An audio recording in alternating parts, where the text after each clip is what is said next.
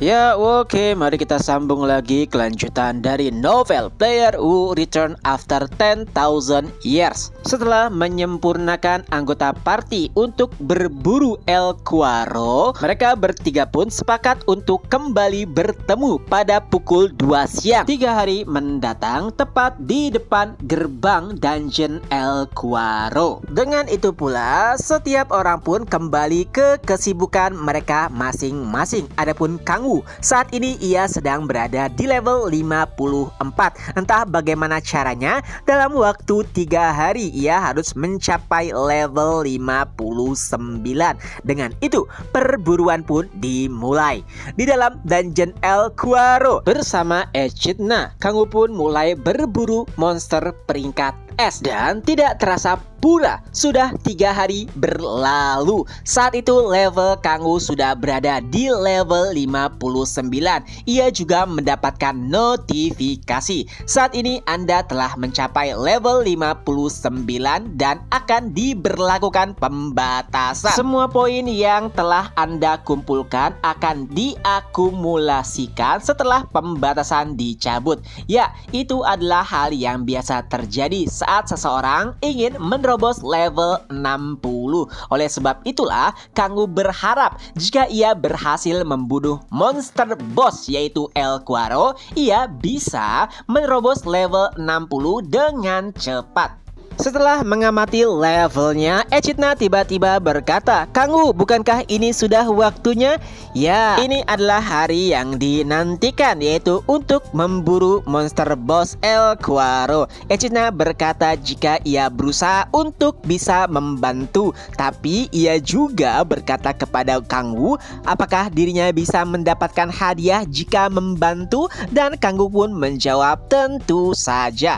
Beberapa saat kemudian, saat Kangwoo keluar gerbang, 3 orang temannya sudah berada di luar, yaitu Yongju, Baekgwayeon, dan juga Hyunmo. Tentu saja ketiganya nampak terkejut karena melihat Kangwoo yang baru saja keluar dari gerbang. Seseorang bahkan berkata, "Apakah kau sedang berburu di dalam? Apakah kau tidak takut menguras tenagamu?" Tapi Kangwoo menjawabnya dengan santai, "Tenang saja, aku sudah memikirkan semua itu dan dengarkan baik-baik. Inilah rencana yang telah aku buat." Di dalam gerbang, semua orang berkontribusi juga bekerja sama untuk menjatuhkan ogre monster kelas S yang berusaha menghadang mereka sebelum mencapai danau tujuan mereka. Perlu diingat lagi, dalam perburuan ini mencangkup 5 orang. Pertama, Kangwoo, lalu ada Echidna, monster panggilan Kangwoo, ada Cha Yeonju,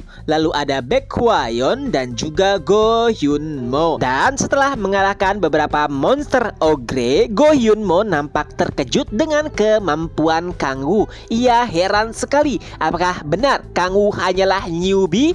Tapi dilihat dari kemampuannya, ia sama sekali tidak terlihat seperti seorang pemula. Apalagi saat Baekgwayeon berkata jika Kangwoo sekuat Cha Yeonju, itu membuatnya lebih terkejut. Sangat tidak masuk akal. Baru 3 bulan sejak Kangwoo menjadi seorang player, jadi bagaimana bisa ia sudah sekuat Cha Yeonju yang merupakan salah satu player terkuat di Korea? Ya, walaupun awalnya Go Hyunmo hanya menganggap itu sebuah candaan, tapi saat melihat ekspresi Yeonju, nampaknya itu semua benar.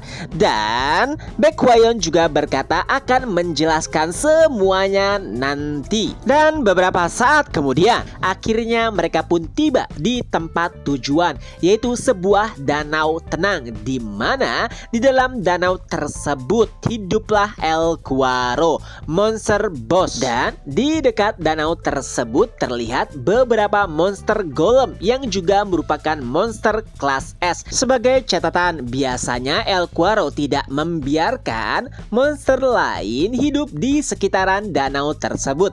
Tapi ternyata kasus tersebut tidak berlaku dengan monster golem tersebut. tersebut nampaknya itu semua karena monster tersebut lebih nampak seperti roh golem. Jadi El Quarro membiarkannya begitu saja.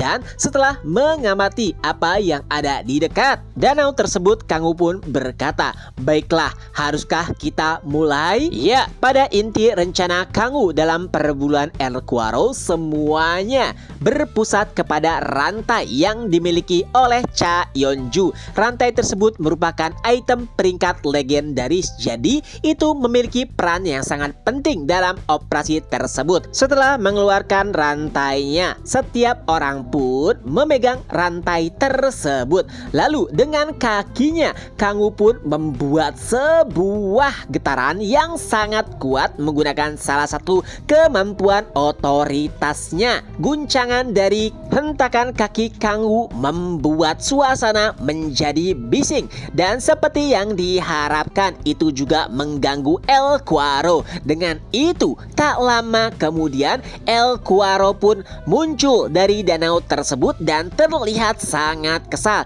Ia pun mengeluarkan sebuah tembakan yang berbentuk seperti duri berlacun mengarah kepada Kanghu dan yang lainnya.